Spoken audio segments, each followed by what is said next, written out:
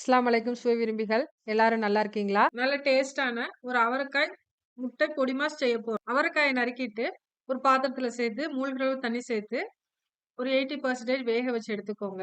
வெந்த பிறகு தண்ணியை வடிச்சுட்டு எடுத்து வச்சுக்கோங்க. அதே வாணலி அடுப்புல வச்சு சூடானதும் எண்ணெய் சேர்த்துக்கோங்க.